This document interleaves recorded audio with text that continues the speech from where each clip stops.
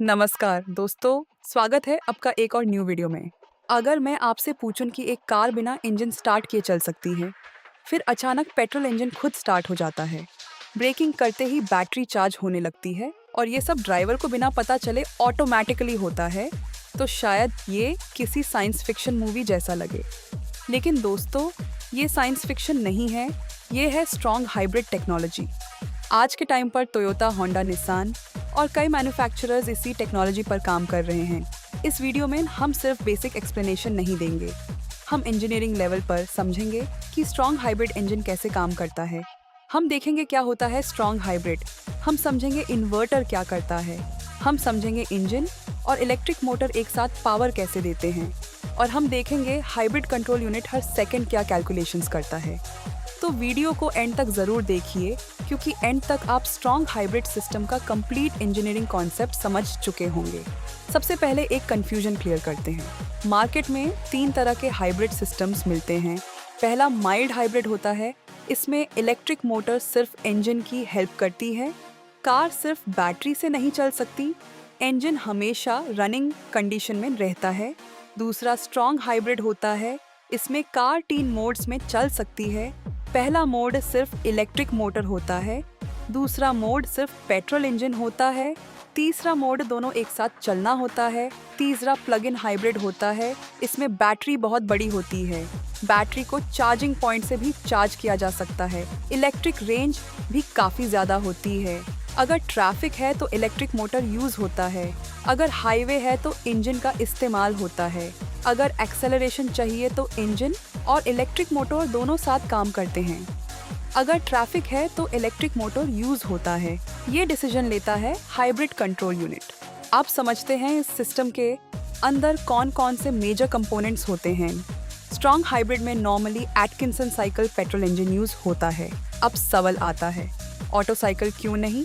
Normal petrol engine auto cycle follow करता है, इसका फोकस होता है मैक्सिमम पावर, लेकिन हाइब्रिड को मैक्सिमम पावर नहीं चाहिए, उसे चाहिए मैक्सिमम एफिशिएंसी। एटकिंसन साइकिल में इनटेक वाल्व थोड़ा लेट क्लोज होता है, इससे इफेक्टिव कंप्रेशन रेशियो कम हो जाता है, पंपिंग लॉसेस रिड्यूस होते हैं, फ्यूल ज़्यादा एफिशिएंटली बर्न होता है। ये कन्वेंशनल पेट्रोल इंजन से काफ़ी बेटर है। इलेक्ट्रिक मोटर हाइब्रिड सिस्टम का सबसे पावरफुल कंपोनेंट होता है। इलेक्ट्रिक मोटर का सबसे बड़ा एडवांटेज है 0 आरपीएम से मैक्सिमम टॉर्क। जब आप एक्सेलरेटर दबाते हो, इंजन को आरपीएम बिल्ड करने की ज़रूरत पड़ती है, लेकिन electric motor instantly full torque generate कर देती है। इसी वजह से हाइब्रिड कार्स का पिकअप बहुत स्मूथ लगता है। स्ट्रॉन्ग हाइब्रिड में यूजुअली 2 इलेक्ट्रिक मशीन्स होती हैं, MG1 और MG2। MG2 व्हील्स को ड्राइव करती है, MG1 इंजन को स्टार्ट करती है और ज़रूरत पड़ने पर इलेक्ट्रिसिटी भी जनरेट करती है। यानी एक ही मशीन कभी मोटर होती है, कभी generator. Hybrid battery EV battery जितनी बड़ी नहीं होती। नॉर्मली कैपेसिटी होती है 1 से 2 किलोवाट। बैटरी का पर्पस लॉन्ग डिस्टेंस ड्राइविंग नहीं है, बैटरी का पर्पस है इलेक्ट्रिक मोटर को एनर्जी देना और ब्रेकिंग से रिकवर हुई एनर्जी स्टोर करना। Battery management system continuously monitor करता है। ये टेम्परेचर, वोल्टेज, करंट और स्टेट ऑफ चार्ज मॉनिटर करता है। ये हर सेल का हेल्थ स्टेटस भी चेक करता है। बैटरी के अंदर डीसी करंट स्टोर होता है, लेकिन इलेक्ट्रिक मोटर को एसी करंट चाहिए। यहाँ इन्वर्टर का रोल आता है। इन्वर्टर डीसी को 3 फेज एसी में कन्वर्ट करता है और जब रीजनरेटिव ब्रेकिंग होती है, तब वही एसी को दोबारा डीसी में कन्वर्ट कर देता है। इस कन्वर्जन के लिए हाई स्पीड आईजीबीटी या मॉसफेट स्विचिंग यूज होती है। ये स्विचिंग हजारों बार पर सेकंड होती है। अब देखते हैं रियल ड्राइविंग में सिस्टम कैसे काम करता है। जब आप स्टार्ट बटन प्रेस करते हैं, इंजन इमीडिएटली स्टार्ट नहीं होता, डैशबोर्ड ऑन होता है, बैटरी एक्टिवेट होती है, हाई वोल्टेज सिस्टम रेडी होता है। अगर बैटरी सफिशिएंटली चार्ज्ड है, कार सिर्फ इलेक्ट्रिक मोटर पर चलना स्टार्ट कर देती है, बिल्कुल साइलेंट। ट्रैफिक में स्पीड लो होती है, इंजन की एफिशिएंसी भी लो होती है, इसलिए हाइब्रिड सिर्फ इलेक्ट्रिक मोटर यूज करता है। फ्यूल कंजम्पशन ऑलमोस्ट 0 होती है, इसी वजह से सिटी माइलेज बहुत हाई होती है। अब बैटरी चार्ज ग्रेजुअली कम होने लगती है। हाइब्रिड कंट्रोल यूनिट कैलकुलेट करता है अब इंजन चलाना एफिशिएंट रहेगा। MG1 इंजन को क्रैंक करता है, इंजन स्मूथली स्टार्ट हो जाता है, ड्राइवर को वाइब्रेशन भी फील नहीं होती। अब इंजन और मोटर दोनों मिलकर कार चलाते हैं। मान लीजिए आप हाईवे पर ओवरटेक कर रहे हो, एक्सेलरेटर फुली प्रेस करते ही इंजन फुल पावर देता है। Electric motor instantly maximum torque provide करती है, कंबाइंड पावर आउटपुट मिलता है। हाईवे पर कांस्टेंट स्पीड मेंटेन होती है।